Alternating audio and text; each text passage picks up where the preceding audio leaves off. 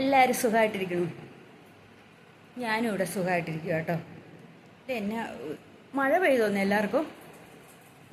ഇവിടെ ഒരു മഴ പെയ്തു കേട്ടോ, നല്ലൊരു മഴ പെയ്തു. പക്ഷെ ചൂടിന് ഒരു കുറവുമില്ല, ഭയങ്കര ചൂടാണ്.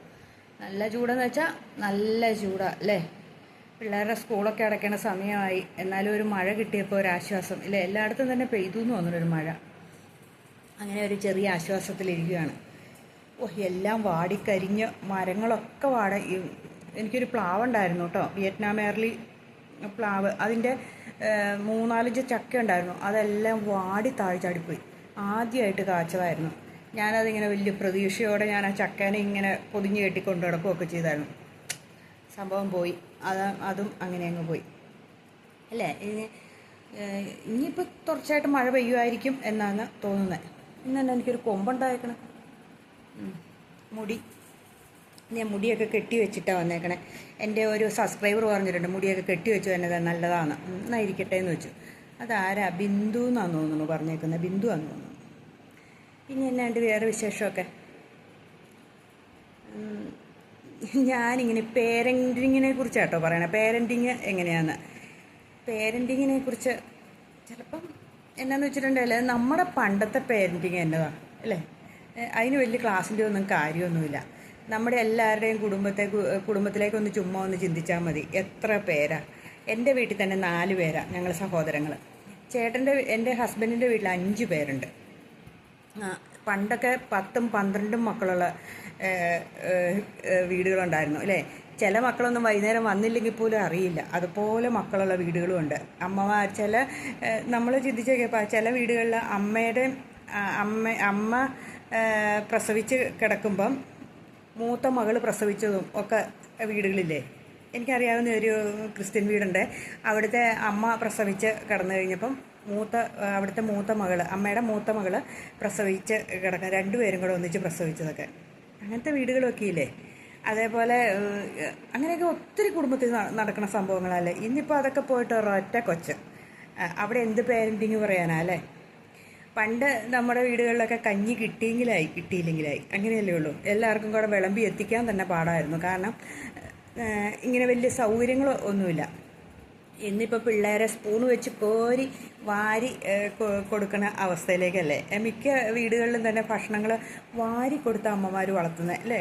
പണ്ടൊക്കെ നമ്മളെങ്ങനെ ആരെങ്കിലും വളർത്തുമായിരുന്നു, കിട്ടിയാൽ കിട്ടി എന്ന്. ചുമ്മാ ഒന്ന് ചിന്തിച്ച് നോക്കിയാൽ ഒരു 5-6 മാങ്ങാപ്പഴം എവിടെന്നെങ്കിലും കിട്ടിയാൽ, മൂവാണ്ടൻ്റെ മാങ്ങ കിട്ടിയിട്ട് അല്ലെങ്കിൽ ഏതെങ്കിലും ഒരു മാങ്ങ, നാടൻ മാങ്ങയോ എന്തെങ്കിലും കിട്ടിയ അമ്മമാർ പൂളി തന്നിട്ടുണ്ടെങ്കിൽ അതെല്ലാം മക്കൾക്കും എത്തിക്കാൻ വേണ്ടിയിട്ട് എന്ത് പാടുപെടലായിരുന്നു പെടണേ. ഒന്ന് ഓർത്ത് നോക്കി. അവസാനം അമ്മയ്ക്ക് കിട്ടുകയില്ല, അമ്മയ്ക്ക് ചിലപ്പോൾ മാങ്ങാണ്ടി കിട്ടിയെങ്കിലായി. അതുപോലും കിട്ടുന്ന അപൂർവമേ ഉള്ളൂ. ഇങ്ങനെ എല്ലാവർക്കും ഇങ്ങനെ കൊടുത്ത് ആനിക്കാവിള ഒന്ന് ഓർത്ത്, ചക്കയൊക്കെ വെട്ടുമ്പോഴത്തേനും ഇങ്ങനെ അരിഞ്ഞിടുന്നത് വന്ന് പിള്ളേർ പെറുക്കി തിന്നതും ഒക്കെ. ഇതൊക്കെയാണ് നമ്മുടെ പേരൻറ്റിങ് എന്ന് പറയുന്നത്. പിന്നെ നമ്മളൊന്ന് ഓർത്ത് നോക്കി, നമ്മൾ മറ്റേ യൂണിഫോമൊക്കെ നമുക്ക് എത്ര എണ്ണം ഉണ്ടായിരുന്നു. ഒരു യൂണിഫോം വന്ന് വൈകുന്നേരം അലക്കിയിട്ടിട്ട് അത് ഇട്ടുകൊണ്ട് പോകുന്ന പിള്ളേരുണ്ടായിരുന്നു. ഞാനൊക്കെ വലിയ റിച്ചായിരുന്നു, 2 യൂണിഫോം ഉണ്ടായിരുന്നു. കാരണം അതിൻ്റെ ഇറക്കം കുറഞ്ഞ് മുട്ടിന് മുകളിലാവും പാവാട. വലിയ പാവാടയായിരുന്നു. ഈ ഗേൾസ് ഹൈസ്കൂളിൽ, ഗവൺമെൻറ് ഗേൾസ് ഹൈസ്കൂളിലാണ് പഠിച്ചത്. അവിടെ വലിയ പാവാട ഇട്ടിട്ട് അത് ചെറുതായി മുട്ടിന് താഴെ വരെ ആകണ അവസ്ഥ വരും. പാൻ്റൊക്കെ ഇങ്ങനെ നിവർത്തി പിള്ളേരിട്ടുണ്ടായിരുന്നു. ഇന്നത്തെ പിള്ളേർ അങ്ങനെ കാണാനുണ്ടോ? അപൂർവമല്ലേ ഉള്ളൂ. നമ്മുടെയൊക്കെ ഒന്ന് കാലം ഓർത്ത് നോക്കി. പുസ്തകം എന്ന് പറഞ്ഞാൽ പഴയ ആരുടെയെങ്കിലും ഒരു പുസ്തകം മേടിച്ചെങ്കിലായി അല്ലേ. മിക്കവാറും പഴയ ആരുടെയെങ്കിലും പുസ്തകം എവിടെന്നെങ്കിലും ചെന്ന് മേടിച്ചുകൊണ്ട് വരും. അങ്ങനെ കാശ് കൊടുത്ത് പുസ്തകം മേടിയിലൊക്കെ അപൂർവങ്ങളാണ്. ഇന്ന് പുതിയ പുസ്തകം, പുതിയ ബാഗ്, പുതിയ കൊട, പുതിയ വാട്ടർ ബോട്ടിൽ എല്ലാ വർഷവും മേടിക്കും. സ്കൂളിൽ കൊണ്ടുപോകാൻ ഒരു വാട്ടർ ബോട്ടിൽ, വീട്ടിൽ കുടിക്കാൻ ഒരു വാട്ടർ ബോട്ടിൽ എന്ന് വേണ്ട എല്ലാ സൗകര്യങ്ങളുമായി. നമ്മളൊന്ന് ഓർത്തേക്ക്, പുസ്തകം പൊതിഞ്ഞുകൊണ്ട് നമ്മൾ ഏതെങ്കിലും പത്രമൊക്കെ ഇട്ട്. എനിക്ക് ഏറ്റവും വലിയ സന്തോഷം വന്ന വനിതയുടെ പുറം കവറിട്ട്, വനിത നമ്മുടെ വീട്ടിൽ വരുത്തുന്നൊന്നുമില്ല, ഏതോ ഒരു വീട്ടിൽ നിന്ന് ഒരു വനിത കിട്ടിയിട്ട് ആ വനിതയുടെ പേപ്പറും കൊണ്ട് പുസ്തകം പൊതിഞ്ഞുകൊണ്ട് പോയിട്ട്, കലണ്ടർ കൊണ്ട് പഴയ കലണ്ടർ കൊണ്ട് നമ്മൾ പുസ്തകം പൊതിഞ്ഞുകൊണ്ട് പോയ സമയങ്ങളൊക്കെ ഇല്ലേ. അതൊക്കെയായിരുന്നു നമ്മുടെ ജീവിതം അല്ലേ. അവിടെ പേരൻറ്റിങ് എന്ന് വെച്ചാൽ കാരണം നമ്മുടെ അച്ഛനും അമ്മയൊന്നും പറഞ്ഞു തരുമൊന്നുമില്ല. പുസ്തകം പൊതിയണ്ടെന്നോ പഠിക്കാനോ ഒന്നും പറയില്ല. ആകെ മൊത്തം പരീക്ഷയ്ക്ക് ഇറങ്ങി പോകുമ്പോൾ പേനയുണ്ടോ എന്ന് ചോദിക്കും. ഇല്ലേ? പഠിച്ചോ എന്ന് വരെ ചോദിക്കുക. വരുമ്പോൾ തിരിച്ചു വരുമ്പോൾ പരീക്ഷ എളുപ്പമായിരുന്നോ എന്ന് പോലും ഞാൻ ചോദിച്ചു കേട്ടിട്ടില്ല കേട്ടോ. അങ്ങനെ ഒരു പേരൻറ്റിങ് ആയിരുന്നു നമ്മുടെയൊക്കെ. ഇന്നിപ്പം മക്കൾ വീട്ടിൽ നിന്ന് പരീക്ഷ എഴുതാൻ പോവുകയാണെങ്കിൽ ആ സ്കൂൾ വരെ പഠിപ്പിച്ചുകൊണ്ട് പോകും. സ്കൂളിൽ ചെന്നിട്ട് ഫസ്റ്റ് ബെല്ലടിച്ച് ക്ലാസ്സിൽ കയറുന്ന സമയത്ത് ആ വാതുക്ക നിന്നും കൂടെ രണ്ടക്ഷരം കൂടെ എങ്കിലും പറഞ്ഞു കൊടുത്തിട്ടേ വരുള്ളൂ. അങ്ങനത്തെ മാതാപിതാക്കൾക്ക് ഭയങ്കര വിവരമായി. പണ്ടത്തെ മാതാപിതാക്കൾക്ക് അത്രയും വിവരം ഇല്ലാത്തതുകൊണ്ട് അവരന്വേഷിക്കാൻ പോകില്ല. അതുകൊണ്ട് നമ്മൾ സാധാരണ എങ്ങനെയെങ്കിലുമൊക്കെ അങ്ങ് ജീവിച്ചോ. സമൂഹത്തിൽ നടക്കുന്ന കാര്യങ്ങളൊക്കെ നമുക്കറിയാമായിരുന്നു അല്ലേ? അതേപോലെ നമ്മളൊന്ന് ചിന്തിച്ച് നോക്കിയേ, എത്ര മക്കളുണ്ടെന്ന് വെച്ചാൽ അവർക്കെല്ലാവർക്കും എന്തെങ്കിലും പണിയുണ്ടായിരുന്നു. ഇന്നത്തെ മക്കൾ ഏതെങ്കിലും വീട്ടിൽ പണി ചെയ്യണമുണ്ടോ?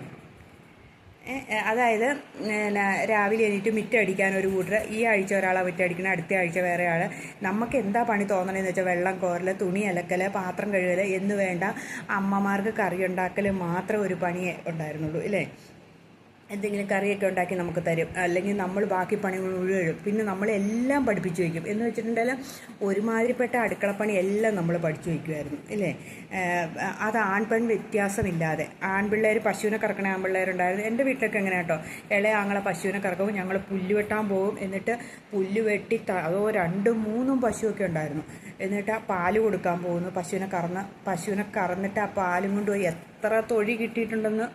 പശുവിൻ്റെ തൊഴി മേടിച്ച സമയങ്ങളുള്ളൂ. ഒരു പ്രാവശ്യം എൻ്റെ ഈ മൂക്കും കുത്തിയതായിരുന്നു കേട്ടോ. ഒരു പ്രാവശ്യം പശു വാലിട്ടടിച്ചിട്ട് ഒരൊറ്റ വലി മൂക്കൂത്തി സഹിതം തെറിച്ച് പോയി, പശുവിനെ കറന്നുകൊണ്ടിരുന്നപ്പോഴാണ്. ഒരു പ്രാവശ്യം പശുവിനെ കറന്നുകൊണ്ട് ഇരുന്ന് കഴിഞ്ഞപ്പോഴാണ് എൻ്റെ അച്ഛൻ്റെ പശു ഒരൊറ്റ തൊഴി. അതോ വീശി തൊഴിക്കുന്ന ഒരു പശു ഉണ്ടായിരുന്നു. കാലിങ്ങനെ വീശിയായിരുന്നു തൊഴിക്കണത്.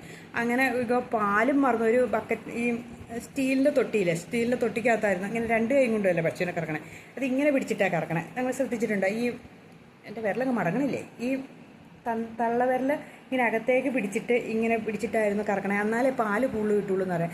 നമ്മളിങ്ങനെ കറന്നിട്ടുണ്ടെങ്കിൽ പാല് കൂടുതൽ കിട്ടില്ല. പക്ഷേ ഇങ്ങനെ പിടിച്ച് കറക്കുമ്പോൾ നമുക്ക് കൈക്ക് ഭയങ്കര വേദനയൊക്കെ എടുക്കും.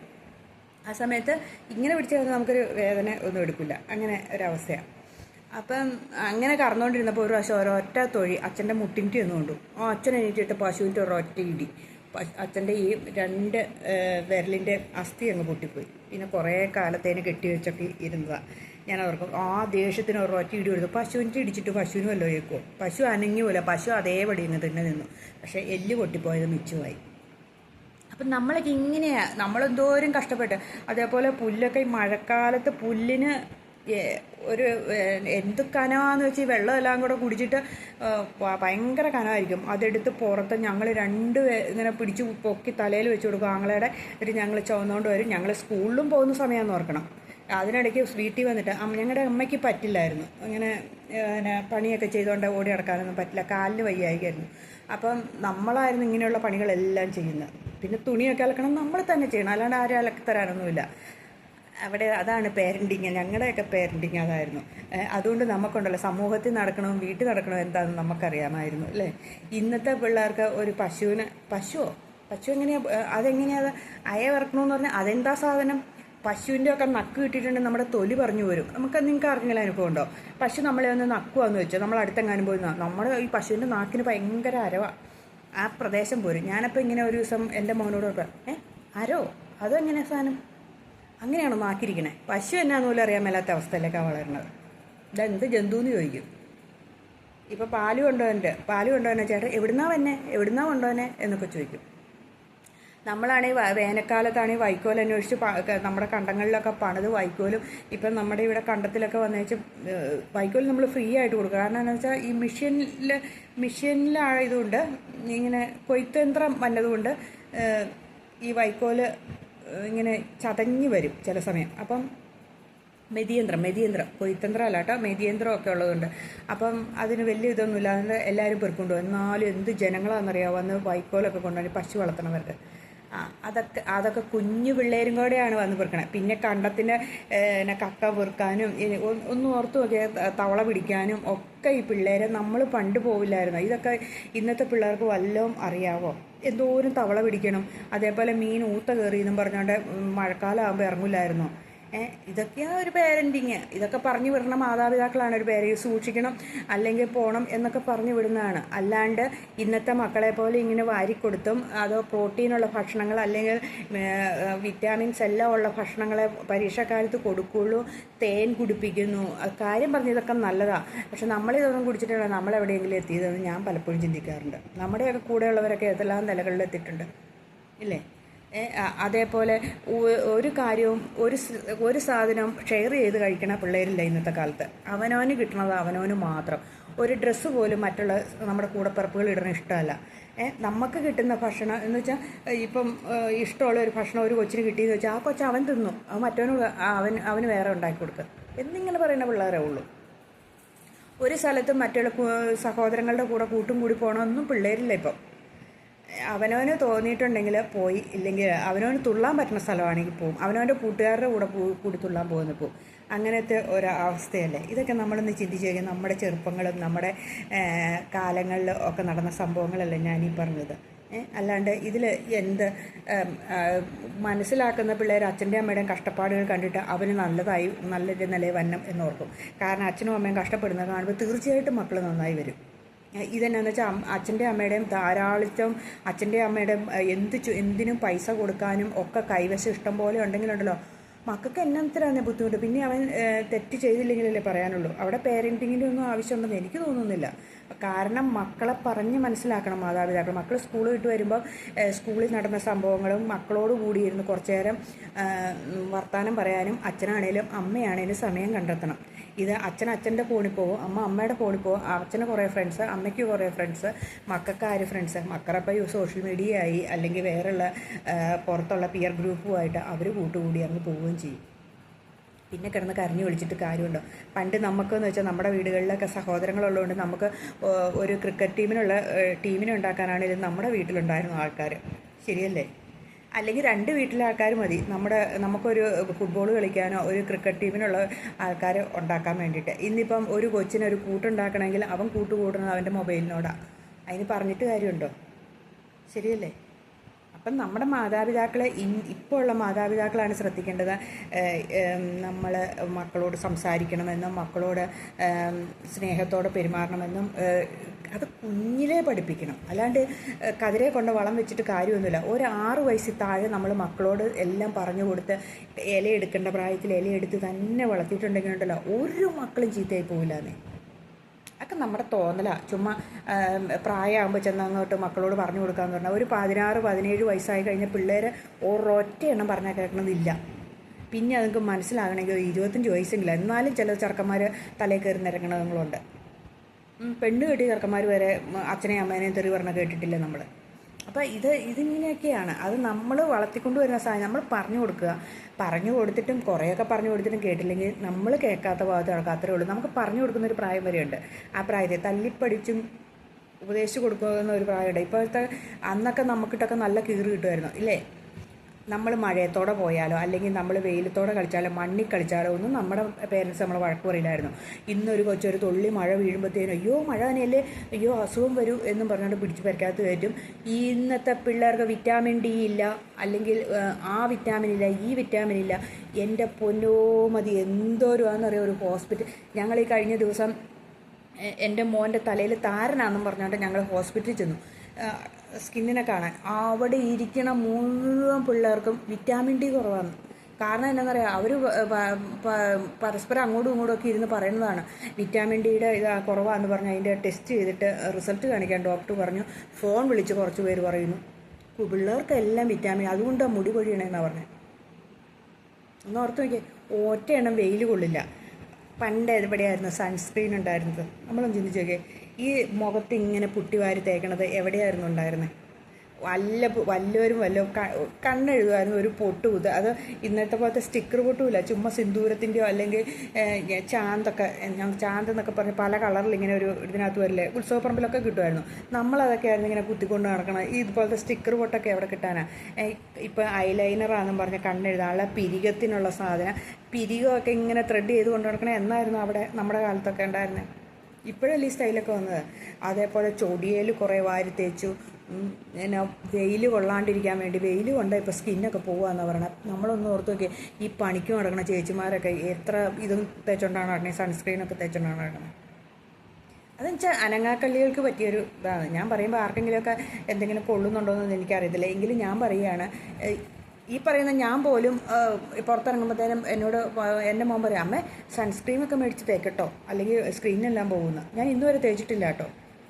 ഇനിയിപ്പോൾ തേക്കാൻ ഉദ്ദേശിച്ചിട്ടുമില്ല എന്ന് എനിക്ക് തോന്നുന്നത്. ഞാനിപ്പം ഏതെങ്കിലും സാഹചര്യത്തിൽ ഒന്ന് തേക്കണമെങ്കിൽ തേക്കും. അല്ലെങ്കിൽ ഞാൻ ഇന്നുവരെ അങ്ങനത്തെ ഒരു ക്രീമുകളൊന്നും ഞാൻ മേടിച്ച് തേച്ചിട്ടില്ല. പക്ഷെ ഒരു കാര്യമുണ്ട്, അതൊക്കെ എന്നാ ഇത് ഇറങ്ങിയെന്ന് നമ്മളൊന്ന് ചിന്തിച്ച് നോക്കിക്കേ. ഇന്നിപ്പോൾ എന്തെല്ലാം സൗന്ദര്യവസ്ഥ, ഇതൊക്കെ നമ്മുടെ പെൺപിള്ളേരോട് പറഞ്ഞു കേൾക്കുക. അതൊക്കെ നമ്മൾ മാതാപിതാക്കൾ കാണിച്ചു കൊടുക്കുന്ന പോലെ ഇരിക്കും. മാതാപിതാക്കൾ എന്തൊക്കെയാണോ തേച്ച് പെറുക്കി വെക്കുന്നത് അത് തന്നെ നമ്മുടെ മക്കൾ കാണിക്കുന്നത്.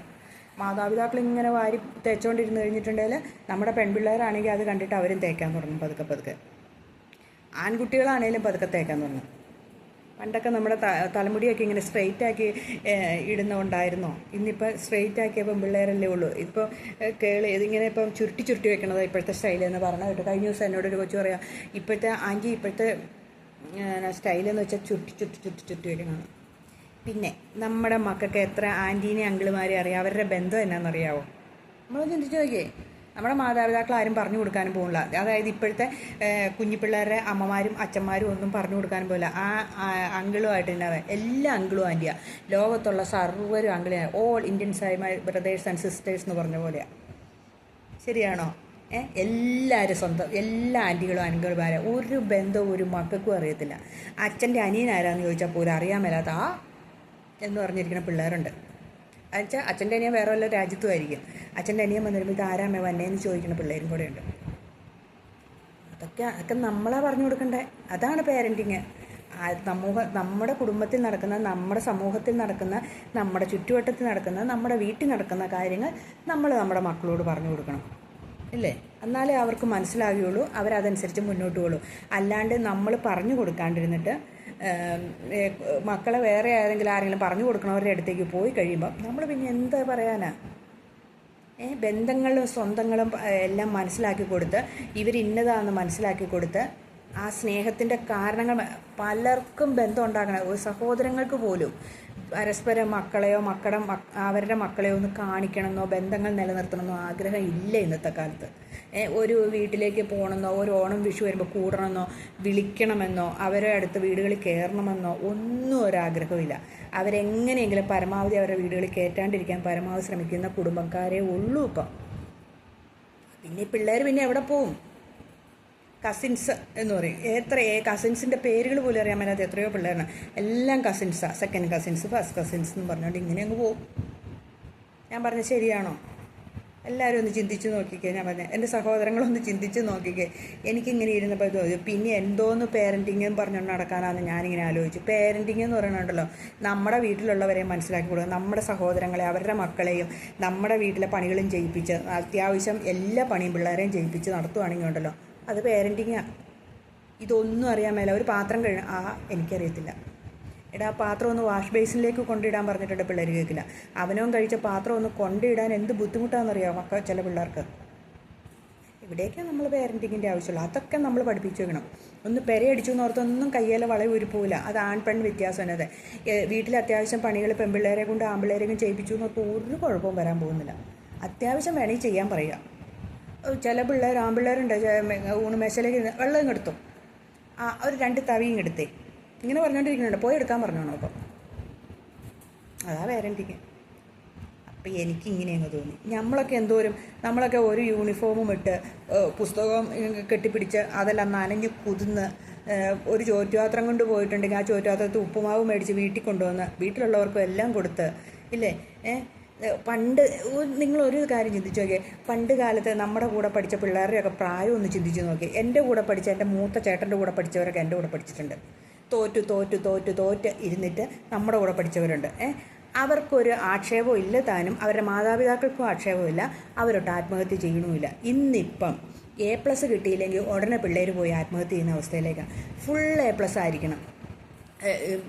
ഫ്ലെക്സ് ഇങ്ങനെ വലിച്ചു കെട്ടിയില്ലെങ്കിൽ വിഷമ മാതാപിതാക്കൾക്ക്. അവരതിന് പുറകെ നടന്ന് പഠിപ്പീരാണ്. അങ്ങനെ ഒരു ഫ്ലെക്സ് കൊച്ചിൻ്റെ വന്നു കഴിഞ്ഞാൽ പിന്നെ ഭയങ്കര ആത്മസംതൃപ്തി. ആ കൊച്ചനുഭവിക്കുന്ന പീഡ എന്ന് പറഞ്ഞിട്ടുണ്ടല്ലോ, ആ കൊച്ചിന് സ്വൈര്യം കൊടുക്കും. പഠിക്കേ എന്ന് പറഞ്ഞ് കൂടെ കിടന്ന് പഠിപ്പിക്കണം ആ മാതാപിതാക്കളുണ്ട് കൊച്ചിന്. ഒരു എക്സാം വന്നു കഴിഞ്ഞാൽ ആ കൊച്ചിന് സ്വൈര്യം കൊടുക്കില്ല. ഒന്ന് കളിക്കാൻ ഒരു കൂട്ടുകൂടാൻ പുറത്തേക്ക് വിടില്ല. അവൻ്റെ കൂട്ടുകാരെങ്ങാനും വന്ന് അവർക്ക് ഇഷ്ടപ്പെടില്ല. ഇങ്ങനെയുള്ള എത്രയോ മാതാപിതാക്കളുണ്ടെന്നറിയാം. ഇങ്ങനെ സ്ട്രിക്റ്റായിട്ട് വേണം. ആ പിള്ളേർക്ക് ഏതെങ്കിലും ഒരു വിഷയത്തിന് മാർക്ക് കുറഞ്ഞു പോകുമ്പോൾ ആ പിള്ളേർക്ക് സഹിക്കാൻ പറ്റണില്ല. കാരണം ആ പിള്ളേരെ ഓർക്കണം എന്നാണെന്നറിയാം, എനിക്ക് ആ കൊച്ചിന് മാർക്ക് കുറഞ്ഞേക്കാളും വീട്ടിൽ എന്നാ പറയും, വീട്ടുകാരുടെ മുമ്പിൽ എങ്ങനെ എന്നെ കാണിക്കും എന്നോർത്തുകൊണ്ടാണ് ആ പിള്ളേർ പലപ്പോഴും ആത്മഹത്യ ചെയ്യുന്നത്. നമ്മളോർത്ത് ഇനിയിപ്പോൾ റിസൾട്ട് വരുമ്പോൾ നമ്മൾ കണ്ടു. പിള്ളേരുടെ ടെൻഷൻ എന്ന് വെച്ചിട്ടുണ്ടല്ലോ, പിള്ളേരിപ്പോൾ അനുഭവിക്കുന്ന ടെൻഷൻ ഒരു കയ്യും കണക്കുമില്ല. പിന്നെ പിള്ളേരെങ്ങനെ കഞ്ചാവിൻ്റെയും മദ്യത്തിൻ്റെയും മയക്കുമരുന്നിൻ്റെയും അടിമയാകാതിരിക്കും? നമ്മളൊന്ന് ചിന്തിച്ച് നോക്കി. പിള്ളേർ നിവൃത്തികേട് കൊണ്ട് പോയി ഇതിനകത്തൊക്കെ പെട്ടുപോകുന്ന. കാരണം വീട്ടിൽ നിന്ന് പ്രഷറ്, പഠന സ്ഥലത്ത് പ്രഷറ്, പഠിക്കണോ, ആവശ്യമുള്ളതാണോ ആവശ്യമില്ലാത്തതാണോ പഠിച്ചു കൂട്ടണത്, എന്തോരം പഠിച്ചു കൂട്ടുന്നത്, അത് എന്തൊക്കെ സാധന, ജീവിതത്തിൽ ഒരു പ്രയോജനമില്ലാത്ത കാര്യങ്ങളും കുറേ പഠിക്കുന്നുണ്ട്. അത് കഴിഞ്ഞിട്ട് പിന്നെ സമൂഹത്തിൽ മറ്റുള്ളവർ വന്നിട്ടുള്ള എന്നതിന് മാർക്കുണ്ടോ, നിങ്ങൾക്ക് ക്ലാസ്സിൽ എത്താൻ റാങ്ക, മറ്റാൻ റാങ്ക, മറിച്ച റാങ്ക, കുറേ കണക്കുകൾ ചോദിക്കുന്നു. ചില പിള്ളേരായിട്ട് ബുദ്ധിമുട്ടിക്കുന്ന ആൾക്കാരുണ്ട് കേട്ടോ. ഇങ്ങനെ കുറേ കണക്ക്. ഞാനൊരു ദിവസം എൻ്റെ മോനെയും കൊണ്ട് ഞാനൊരു സൂപ്പർ മാർക്കറ്റിൽ പോയി നിന്നപ്പം ഞങ്ങളുടെ ഒരു സുഹൃത്ത് വന്നു. പുള്ളി അവനോടങ്ങ് കണക്ക് ചോദിയിരുന്നു തുടങ്ങി. കണക്കിൻ്റെ ഓരോ ട്രിക്കാണെന്നും പറഞ്ഞോടങ്ങ് കുറേ കഴിഞ്ഞപ്പോൾ ഇവൻ എന്നോട് രഹസ്യമായിട്ട് ഇത് എന്നെ അമ്മ ശല്യമായിട്ടെന്ന്. നമ്മൾ നോക്കുക, അവർ വലിയ പുള്ളിയായിട്ട് ചോദിക്കുന്ന വലിയ തമാശയായിട്ട്. പക്ഷെ പിള്ളേർക്ക് അതൊരു മനസ്സിനൊരു ബുദ്ധിമുട്ടാണ്. അവനെ ഒരു സ്ഥലത്തും മാറാണ്ട് അവനൊരു സൂപ്പർ മാർക്കറ്റിൽ ഒരു സാധനം എടുക്കാം, ഇതിന് ആൻസർ പറഞ്ഞിട്ട് പോയാൽ മതി, ഇങ്ങ് വാ എന്നും പറഞ്ഞ് വിളിക്കണ കുറേ അമ്മാവന്മാരും. അപ്പം നമ്മളൊന്ന് ശ്രദ്ധിച്ചോണം. ഇങ്ങനെയുള്ള മക്കളെ ആണെങ്കിലും നമ്മുടെ മക്കളെ ആണെങ്കിലും ഇങ്ങനെ കുറേ കഴിഞ്ഞപ്പോൾ ഞാൻ പറഞ്ഞു ഞങ്ങൾ പോട്ടെ, ഞങ്ങൾക്ക് ഇച്ചിരി കഴിയുമ്പോൾ ആവശ്യമുണ്ടെന്ന് പറഞ്ഞാൽ ഞാൻ അവനെ രക്ഷിച്ചുകൊണ്ട് പോരുകയാണ് ചെയ്തത്. അപ്പം നമ്മളെപ്പോഴും ഓർക്കുക, നമ്മൾ എല്ലായിടത്തു നിന്നും കൂടി പ്രഷർ കൊടുക്കുമ്പോൾ ഈ മക്കൾ എന്നാ കാണിക്കും? അപ്പോഴാണ് ഇവരിങ്ങനെയുള്ള കൂട്ടുകെട്ടുകളും ഇങ്ങനെ ഒരു എന്നാ പറയണേ സന്തോഷം കണ്ടെത്താൻ വേണ്ടി പല മാർഗത്തിലേക്ക് പോകുന്നത്. അപ്പം നമ്മളും മാതാപിതാക്കളാണ് മക്കളുടെ കൂടെ കൂട്ടും കൂടി മക്കൾക്ക് ഒത്തിരി പ്രഷർ കൊടുക്കാതെ മക്കളെ നോക്കേണ്ടത്. നമ്മുടെ മക്കളെയാണ് നമുക്ക് വേണ്ടത്. വിദ്യാഭ്യാസം ഒരു 2ാം സ്ഥാനത്തിൽ കൊടുക്കുക, 2ഓ 3ഓ സ്ഥാനം കൊടുത്താൽ മതിയെന്നേ. ഇച്ചിരി മാർക്ക് കുറഞ്ഞു എന്ന് ഓർത്തുകൊണ്ട് ഒന്നും പറ്റാൻ പോകണമെന്നില്ല. ഞാനും ഇപ്പം 10-25 വയസ്സായ മോൻ്റെ അമ്മയാണ്. എനിക്കറിയാം, അതുകൊണ്ട് ധൈര്യമായിട്ട് പറയാൻ പറ്റും. ഞാൻ എൻ്റെ കുടുംബത്തിലുള്ള മക്കളെ എല്ലാം കാണുന്നതാണ്. ചുമ്മാ പ്രഷർ കൊടുത്ത മക്കളെ അനുഭവിക്കുന്ന ടെൻഷനും പ്രഷർ കൊടുക്കാത്തവർ ജീവിക്കുന്നതും രണ്ടും രണ്ട് രീതിയാണ്. പ്രഷർ കൊടുക്കാത്തവർ ഹാപ്പിയായിട്ട് അച്ഛൻ്റെ അമ്മയുടെയും കൂടെ നല്ല സന്തോഷവന്മാർ. പ്രഷർ കൊടുക്കുന്ന മക്കളുണ്ടല്ലോ, എന്തോരം ആർത്തിയാണെന്നറിയാവോ, എന്തോരം ഉണ്ടായാലും മതിയാവില്ലാത്ത രീതിയിലേക്കാണ് അവർ മാറുന്നത്. ശരിയാണോ ഞാൻ ഈ പറഞ്ഞത്? നിങ്ങളൊന്ന് ചിന്തിക്കേണ്ട കാര്യമല്ലേ ഞാൻ പറഞ്ഞത്. അപ്പം ഞാൻ എൻ്റെ ബാല്യവും കൗമാരവും യൗവനവും ഒക്കെ ഇങ്ങനെയൊക്കെയാണ് ജീവിച്ചത്. അല്ലാണ്ട് നമ്മൾ വലിയ ആഷ് ബൂഷായിട്ട് അടിച്ചു പൊളിച്ചും എന്നല്ല. ഇഷ്ടം പോലെ പണിയെടുത്തിട്ട് റബ്ബർ ഷീറ്റുള്ള വീടായിരുന്നു കേട്ടോ, റബ്ബർ വെട്ടുന്ന വീടായിരുന്നു. റബ്ബർ ഷീറ്റ് എടുത്ത് വാർക്കപ്പുറത്ത് കയറ്റിയിട്ട് അവിടുന്ന് വേണം പുകപ്പരക്കകത്തേക്കിടാൻ. അങ്ങനെ പകുതി കയറ്റി കൊടുക്കും, പകുതി എൻ്റെ ചേച്ചി ചുമക്കും, പകുതി എൻ്റെ ആങ്ങളെ ചുമക്കും. അങ്ങനെയൊക്കെ ഞങ്ങൾ അതിനകത്ത് കയറ്റി ഈ ചിമ്മിനിക്കകത്ത് കയറ്റി ഇടും. അങ്ങനെയൊക്കെ ഇഷ്ടം പോലെ. ഏതാ കുഞ്ഞു പ്രായം. അത് കഴിയുമ്പോൾ വന്നിരിക്കുമ്പോഴത്തേനും 100 കൂട്ടം പണിയും കഴിഞ്ഞിട്ടായിരിക്കും. ചില ദിവസം കറണ്ട് പോയാൽ 3-4 ദിവസം കഴിഞ്ഞ് വരും. അത് വെള്ളം കോരി അലക്കണതും കുളിക്കണതും പാത്രം കഴുകും കോരി എടുക്കുന്ന സമയം. അത് കഴിഞ്ഞൊക്കെ ആ മോട്ടറൊക്കെ ഉണ്ടായത്. പശുവിനെ കുളിപ്പിക്കണമെങ്കിൽ അതിന് വെള്ളം ചോക്കണം. ഇഷ്ടം പോലെ പണിയോ നമുക്ക് എന്താ പറ്റിയേ? അത്രയൊക്കെ ഉള്ളൂന്നേ. അപ്പം നമ്മുടെ പേരൻറ്റിങ് എന്ന് പറയുന്നത് ഇതൊക്കെയുള്ളൂ. അപ്പം അന്നത്തെ പേരൻറ്റിങ്ങും ഇന്നത്തെ പേരൻറ്റിങ്ങും തമ്മിൽ ഇത്രയൊക്കെ ഉള്ളൂ. ഞാൻ പറഞ്ഞത് ശരിയാണെന്ന് ഒട്ടുമിക്ക മനുഷ്യരുടെ ജീവിതത്തിൽ സംഭവിച്ചിട്ടുള്ള അല്ലേ? നമ്മളെ ചിന്തിച്ച് നോക്കി. ഇന്നത്തെ പേരൻറ്റിങ്ങിന് എനിക്ക് മനസ്സിലാക്കിയെടുത്തോളം മക്കളുമായിട്ട് സംസാരിക്കുന്നില്ല, മക്കളെ അംഗീകരിക്കണില്ല. മക്കളെ മാർക്ക് മേടിക്കാനുള്ളൊരു ഉപാധിയായിട്ട് ജോലി മേടിക്കണം, വലിയ ഹൈ ജോലി കിട്ടിയിട്ടില്ലെങ്കിൽ അവൻ്റെ ഒപ്പം എത്തിയില്ലെങ്കിൽ നാണക്കേടാണ് എന്നുള്ള ചിന്തയോടുകൂടി തന്നെയാണ് മിക്ക അമ്മമാരും അച്ഛന്മാരും മക്കളെ വളർത്തുന്നത്. ശരിയാണോ? അപ്പോൾ എല്ലാവർക്കും ബൈ.